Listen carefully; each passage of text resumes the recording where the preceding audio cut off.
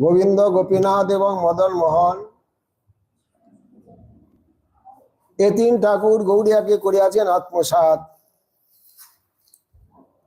Any বহু আন্দোলন হয়েছিল তৎকালীন,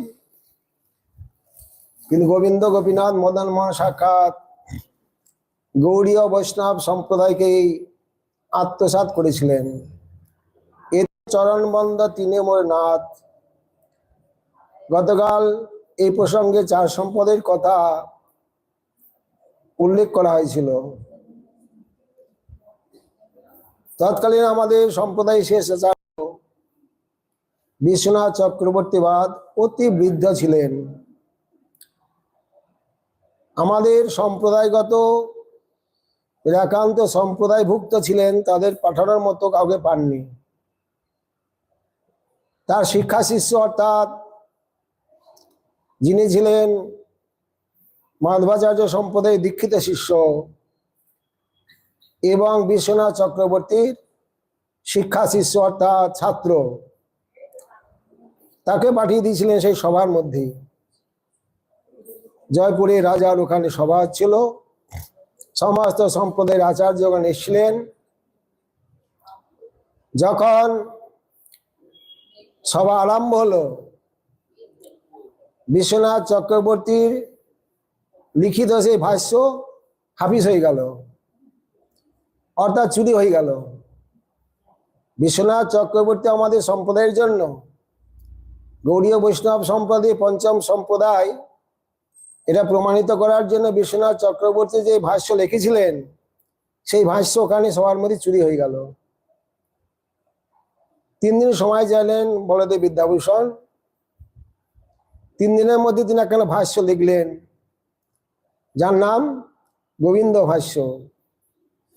দুঃখের বিষয়, আমাদের গোস্বামীগণ, আচার্যগণ, স্বরগোস্বামী তথা অষ্টগোস্বামী, যার নাম কোনো গ্রন্থে উল্লেখ করেননি। মাধবাচার্যের কথাটি, যেহেতু উনি মাধবাচার্য সম্প্রদায়ের শিষ্য, মাধবাচার্যের সম্প্রদায়ের কথাটা ওখানে উল্লেখ করে দিলেন গোবিন্দ ভাষ্যের মধ্যে। অর্থাৎ ওখানে একটা, গতকাল বলেছিলাম পদ্মপুরাণের মধ্যে একটা শ্লোক ঢুকিয়ে দিলেন চার সম্প্রদায়, যাতে গৌড়ীয় বৈষ্ণব সম্প্রদায় আউট হয়ে যায়। তেমনি বলদেব বিদ্যাভূষণ পাদ গোবিন্দ ভাষ্যের মধ্যে একটা কথা উল্লেখ করে দিলেন, যেন গৌড়ীয় বৈষ্ণব সম্প্রদায় মাধবাচার্য সম্প্রদায়ের অন্তর্ভুক্ত, এরকম একটা কথা উল্লেখ করে দিলেন। এ একটা ভেজাল ঢুকে গেল। কিন্তু আমাদের গোবিন্দ গোপীনাথের অশেষ কৃপায় আমরা গৌড়ীয় বৈষ্ণব সম্প্রদায়ের দ্বারা আজও সেখানে সেই বিগ্রহ সেবিত হচ্ছেন।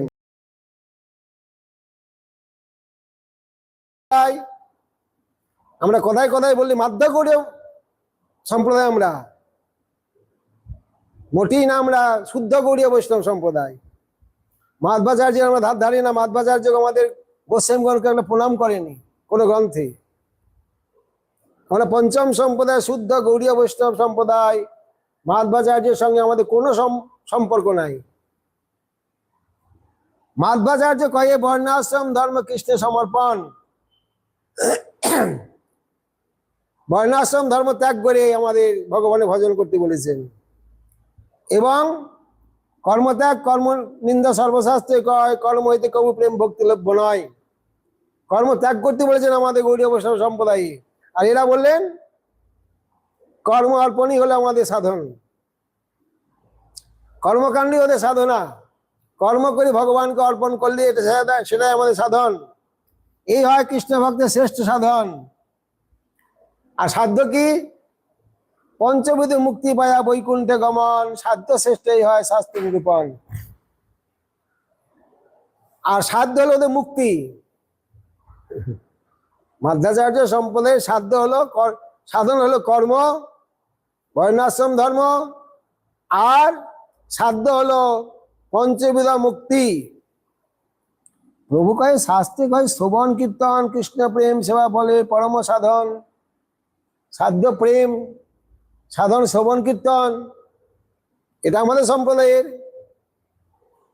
গৌড়ীয় সম্প্রদায়ের সাধন হলো শ্রবণ কীর্তন, নববিধা ভক্তি, বিস্তারিত 64 প্রকার ভক্তি, সাধন ভক্তি।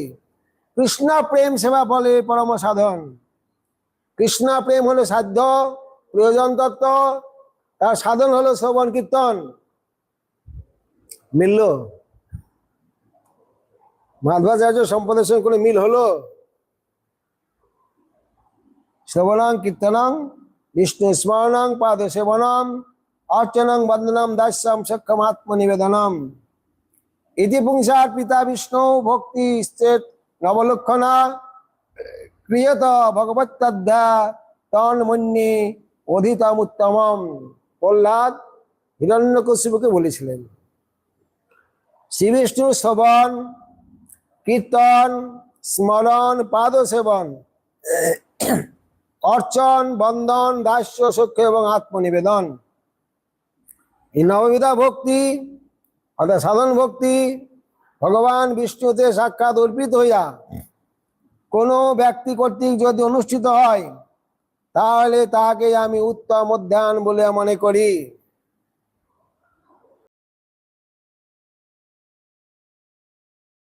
কর্ম হইতে কৃষ্ণ প্রেম ভক্তি কবু নহে। আপনাদের যেটা সাধন কর্ম, আমাদের গৌড়ীয় বৈষ্ণব সম্প্রদায়, আমার সম্প্রদায় সে কর্মকে ত্যাগ করে এবং সমস্ত শাস্ত্রে এটাই সিদ্ধান্ত, কর্মত্যাগ কর্মনিন্দা সর্বশাস্ত্রে কহে। কর্ম হইতে কবু প্রেম ভক্তি, কর্ম হইতে কৃষ্ণ প্রেম ভক্তি কবু নহে। আজ্ঞা গুণান দোষান মায়াধিষ্ঠান সকান ধর্মান সংত্যাজ্য যশর্বান মাং ভজের সচ সত্তম। বেদে কর্মযোগ, জ্ঞানযোগ, অষ্টাঙ্গ যোগ, ভক্তিযোগ সবই ভগবানের আদেশ। ভগবানের সেই আদেশের মধ্যে গুণ দোষের বিচার করে সমস্ত ধর্ম ত্যাগ করে যারা ভক্তি মার্গে ভগবানের ভজন করে সচ সত্তম, তিনি সত্তম শ্রেষ্ঠ বৈষ্ণব। গীতাতেও বলেছেন সর্বধর্মান পরিত্যাজ্য মামেকং শরণং ব্রজ অং তাং সর্বাবেভ্য মুখ্যস্যৈ মা শুচ। সমস্ত বর্ণাশ্রম ধর্ম ত্যাগ করে আমার শরণ গ্রহণ করো। বর্ণাশ্রম ধর্ম ত্যাগের জন্য যদি কোনো প্রত্যব্যয় হয়, পাপ হয়, সেই পাপ থেকে তোমাকে আমি রক্ষা করব, মুক্তি করব। তা কর্মযোগ কতদিন? তাবৎ কর্মাণি কুর্বিত ন নির্বিদ্যতে যাবতা মত কথা শ্রবণাদ বা শ্রদ্ধা যাবন ন যায়। যতদিন পর্যন্ত কর্মকাণ্ডে বিরক্তি না আসছে, ভগবানের কথা শ্রবণে শ্রদ্ধা না আসছে, ততদিন পর্যন্তই কর্মযোগ।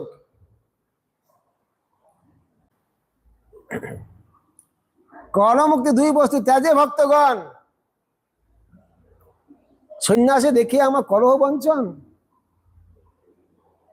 আমি বোকা বলে আমাকে, সন্ন্যাসী বলে আমাকে মিথ্যা কথা বললে?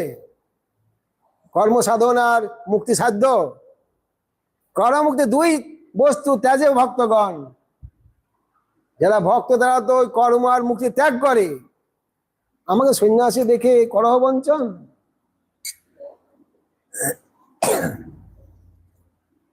এই তো বৈষ্ণবের নয় সাধ্য সাধন। একেবারে বাদ দিলেন, ঠেলে ফেলে দিলেন মাধ্বাচার্যকে। মাধ্বাচার্য সম্প্রদায়ের সাধ্য সাধন এই তো বৈষ্ণবের নয় সাধ্য সাধন। সেই দুই স্থাপত্যনী সাধ্য সাধন, যেটা বৈষ্ণব ত্যাগ করে, আর তোমরা সেই দুটো নিয়েই ঘাটাঘাটি করছো, লড়াই করছো, সাধ্য সাধন বলছো। শুনি তত্ত্ব আচার্য হইলা অন্তরে লজ্জিত। মহাপ্রভুতে প্রভাব স্বয়ং ভগবান বলে কথা। শুনি তত্ত্বাচার্য হইলা অন্তরে লজ্জিত, প্রভুর বৈষ্ণবতা দেখি হইলা বিস্মিত। আচার্য কয় তুমি যে কয়ে সেই সত্য হয়। পণ্ডিত লোক তো জানে, কিন্তু সম্পদের চাপে পড়ে বলতে পারে না, করতে পারে না, সেই দলেই ভর্তি থাকতে হয়, নতুবা হয়তো মেরেই ফেলবে কিংবা দল থেকে বার করে দেবে। আচার্য কয় তুমি যেই কহ সেই সত্য হয়, সর্বশাস্ত্রে বৈষ্ণবের এই সুনিশ্চয়। তথাপি মাধ্বাচার্যকে যে করিয়াছে নির্বন্ধ, সেই আচরিয়ে সবে সম্প্রদায় সম্বন্ধ। মাধ্বাচার্য যেটা স্থাপন করে গেছেন সম্প্রদায় অনুরোধে আমরা সেটা নিয়ে চলছি, পরিবর্তন করি নাই। প্রভু কয় কর্মী এখানে দুই ভক্তিহীন, একেবারে শেষ করে দিলেন। প্রভু কয় কর্মী এখানে দুই ভক্তিহীন, তোমার সম্পদে দেখি সেই দুই চিহ্ন। মহাপ্রভু আমার সম্প্রদায় বললেন না, এটা তোমার সম্প্রদায়, এটা আমাদের সম্প্রদায় যদি নয়, তোমার সম্প্রদায় দেখি সেই দুই চিহ্ন। সবে এক গুণ দেখি তোমার সম্প্রদায়, সত্য বিগ্রহ করে ঈশ্বর করো নিশ্চয়। গোপাল আছে, কৃষ্ণ বিগ্রহ আছে, এটা আমার ভালো লাগলো। বিগ্রহ স্বীকার করো তোমরা, জ্ঞানীগণ বিগ্রহকে স্বীকার করে না, তোমরা স্বীকার করেছো, কৃষ্ণ বিগ্রহ সেবা করছো। সত্য বিগ্রহ করি ঈশ্বরে করো নিশ্চয়, এই মতো তার ঘরে গর্ব চূর্ণ করি। ফলগু তীর্থে তবে চলে আইলা গৌর হরি, তীর্থকূপ বিশালার করি দর্শন, পঞ্চাবসরা তীর্থে আইলা শচী নন্দন। গোকর্ণ নসিব দেখি আইলা দুই পায়নি। তারা মহাপ্রভু তাদের গর্ব খণ্ডন করলেন, মহাপ্রভুর মত তারা স্বীকার করে নেননি, তাদের সেই মতই থেকে গেল। আমাদের মতের সঙ্গে আজও তাদের মতের কোনো মিল নাই। মাধ্বাচার্য সম্প্রদায় যেটা আমাদের এমনকি রাধাকুণ্ডের তালিকাতেও দেখা হয়, মাধ্য গৌড়েশ্বর সম্প্রদায়, কৃষিকারও দেখা যায় মাধ্য গৌড়েশ্বর। হ্যাঁ আছে, কারণ সে সমস্ত মহাপুরুষের চিত্ত মধুরীপুর শ্রীকৃষ্ণের সেবায় অনুরক্ত, তাহাদের নিকটে মুখ্য অকিঞ্চিত কর। যারা ভগবান কৃষ্ণের প্রেম সেবা প্রার্থনা করেন তাদের নিকট এই সমস্ত এই জগতের রাজ্য সম্পদ, পঞ্চবিধা মুক্তি অকিঞ্চিত কর, নরকের তুল্য। আর মাধ্বাচার্য সম্প্রদায় বললেন আমাদের পঞ্চবিধা মুক্তি সাধ্য। মহাপ্রভু বললেন না, আমাদের নরকের তুল্য। গ্রহণ করলেন? মহাপ্রভু গ্রহণ করলেন, স্বীকার করলেন কিছু? যে আমি তোমার দলে ভিড়ে গেলাম, তোমাদের সেই কর্মযোগটাই সাধন। পঞ্চবিধা মুক্তি ত্যাগ করে ভক্তগণ, ফলগু করি মুক্তি দেখে নরকের সম। তোমাদের সাধ্য পঞ্চবিধা মুক্তি ত্যাগ করে ভক্তগণ, ফলগু করে মুক্তি দেখে নরকের সম। নরকও যা, মুক্তিও তাই ভক্তের নিকট। গৌড়ীয় বৈষ্ণবের কাছে মুক্তিও যা বস্তু, নরকও সেই বস্তু, তারা মুক্তি ত্যাগ করে। আর মাধ্বাচার্য সম্প্রদায়ের সাধ্য হলো মুক্তি, এক হলো। গৌড়ীয় বৈষ্ণব সম্প্রদায়ের সঙ্গে এক হলো। শালক্য শাস্ত্রী সামীপ্য সামীপ্যকত্বমপ্যত দীয়মাননা গিন্নন্তি বিনামত সেবনং জনা। ভগবান দিলেও শুদ্ধ বৈষ্ণবগণ, প্রেমিক বৈষ্ণবগণ সেই পঞ্চবিধা মুক্তি, চতুর্বিধা মুক্তি তারা গ্রহণ। গৌড়ীয় বৈষ্ণব সম্প্রদায়ের অন্তর্ভুক্ত নয়। আমরা ওই চার ধাম চার সম্প্রদায়ের অন্তর্ভুক্ত নই। এমনকি বৃন্দাবনবাসী সিদ্ধ মহাত্মা রণবাড়ির সিদ্ধ কৃষ্ণদাস বাবাজি মহারাজ চার ধাম দর্শন করতে গেছিলেন, তার জন্য রাধারানী তাকে পরিত্যাগ করলেন। আর আমরা সব সময় সেই চার ধাম চার সম্প্রদায়গুলি গর্ব করি, অহংকার করি। গৌড়ীয় বৈষ্ণব সম্প্রদায়ের নবদ্বীপ ধাম, বৃন্দাবন ধাম, আমাদের উপাস্য এবং উপাসনা নবদ্বীপ ধাম এবং বৃন্দাবন ধাম। চার ধাম দর্শন করার জন্য রাধারানী তাকে পরিত্যাগ করলেন। অর্থাৎ আমাদের সম্প্রদায়ের উপাস্য এবং উপাসনা চার ধামের অন্তর্ভুক্ত নয়, আমাদের নবদ্বীপ ধাম এবং বৃন্দাবন ধাম। চার সম্প্রদায়, যেটা গতকাল বলেছিলাম, চার সম্প্রদায় যেটা ব্যবস্থা করেছিলেন, পদ্মপুরাণে বিষ প্রয়োগ করেছিলেন। তৎকালীন পদ্মপুরাণ প্রায় লুপ্ত ছিল, এত গ্রন্থ ছাপিয়ে দিলেন হঠাৎ, তার মধ্যে ওই একটা শ্লোক দিয়ে দিলেন যে 4 সম্পদের মন্ত্র ব্যতিরিক্ত ভগবানকে পাওয়া যাবে না। তাহলে গৌড়ীয় বৈষ্ণব সম্প্রদায়ের মন্ত্র উপাস্য উপাসনা কি 4 সম্পদের অন্তর্ভুক্ত? প্রশ্ন। 4 সম্প্রদায়ের যে সমস্ত মার্গ, দুই এক কথা বর্ণন করছি। শঙ্করাচার্য বলেছি, শঙ্করাচার্য হল অদ্বৈতবাদ। শ্রী সম্প্রদায় বা রামানুজ সম্প্রদায়ের বিশিষ্ট অদ্বৈতবাদ। সনক বা নিম্বাদিত্য বা যাকে নিম্বার্ক বলেন, তাদের দ্বৈত অদ্বৈতবাদ। ব্রহ্মা বা মাধ্বাচার্য সম্প্রদায়ের দ্বৈতবাদ। রুদ্র বা বিষ্ণু স্বামীর দ্বৈতবাদ। আর গৌড়ীয় বৈষ্ণব সম্প্রদায়ের অচিন্ত ভেদাভেদবাদ। এই যে গৌড়ীয় বৈষ্ণব সম্প্রদায়ের অচিন্ত ভেদাভেদবাদ, গৌড়ীয় বৈষ্ণব সম্প্রদায় কি ওই মাধ্বাচার্য সম্প্রদায়ের অন্তর্ভুক্ত হয়ে গেল, দ্বৈতবাদের মধ্যে হয়ে গেল? না। গৌড়ীয় বৈষ্ণব সম্প্রদায়ের অচিন্ত ভেদাভেদ, মাধ্বাচার্য সম্প্রদায়ের দ্বৈতবাদ, আর আমাদের অচিন্ত ভেদাভেদবাদ। তাহলে পৃথক সম্প্রদায় হলো না? পঞ্চম সম্প্রদায় হলো না? হলো। 4 সম্প্রদায় যে সমস্ত মন্ত্র যা উপাস্য এবং উপাসনা, তাদের কারো সীতারাম উপাস্য, কারো লক্ষ্মীনারায়ণ উপাস্য, কারো কেবল কৃষ্ণ উপাস্য।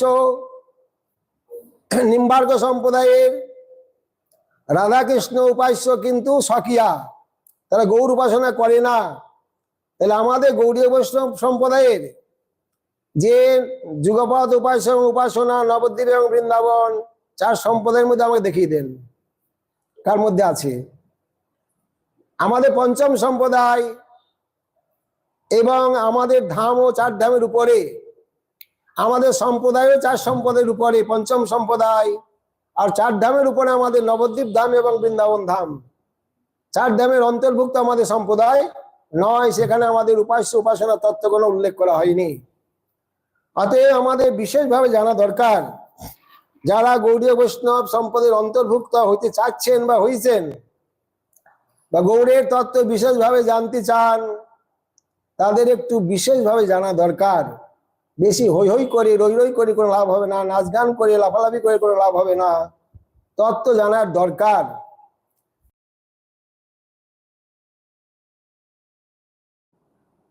মন আমাদের চঞ্চল, যেমন সঙ্গ করবেন তেমনি আপনার প্রাপ্তি হবে।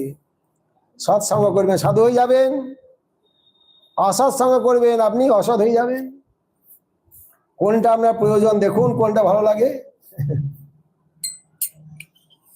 এই জন্যই জীব নিত্য কৃষ্ণ দাস, আর কৃষ্ণের তটস্থ শক্তি। আর কি বললেন?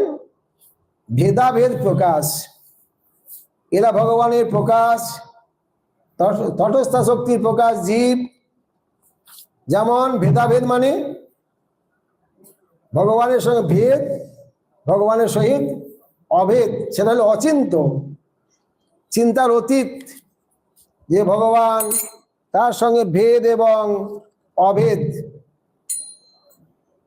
বলে ভেদ কোথায়? তিনি ভগবান, জীব তার দাস। তিনি প্রভু, জীব তার দাস। ভগবান বিভু চৈতন্য, জীব অনুচৈতন্য। ভগবান সেব্য, জীব তার সেবক। এখানে ভেদ। অভেদ কোথায়?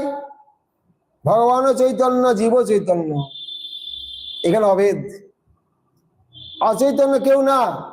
ভগবানের যেমন জন্ম মৃত্যু নাই, জীবেরও জন্ম মৃত্যু নাই। জীব এবং নিত্য শুদ্ধ চিন্ময়। ভগবান যেমন নিত্য শুদ্ধ চিন্ময়, জীবও তেমনি নিত্য শুদ্ধ চিন্ময়, কোনো ভেদ নাই। নৈবস্ত্রী নপুমানেশ নচৈবাং নপুংসক যজ্জৈরমদত্তে তেন তেন সযুজ্যতে। জীব স্ত্রী না, পুরুষ না, নপুংসক না। যখন যে দেহ ধারণ করে তখন তাই বলা হয়। অতএব ভেদ আর অভেদ, জীব হলো তটস্থ শক্তি, সূর্যাংশ কিরণ জ্বলছে, অগ্নি জ্বালা জয়, স্বাভাবিক কৃষ্ণের তিন শক্তি হয়, জীব আর ভগবান। ভগবান সূর্য আর সূর্যের কিরণ যেমন, এখানে সূর্য হলেন ভগবান, কিরণ হলো তার জীব। অগ্নি আর স্ফুলিঙ্গ, আগুনের দাবাগ্নি আর দাবাগ্নির স্ফুলিঙ্গ একটা কণ, আগুনের কণ। স্বাভাবিক কৃষ্ণের তিন শক্তি হয়, যেটা আমি বর্ণন করলাম।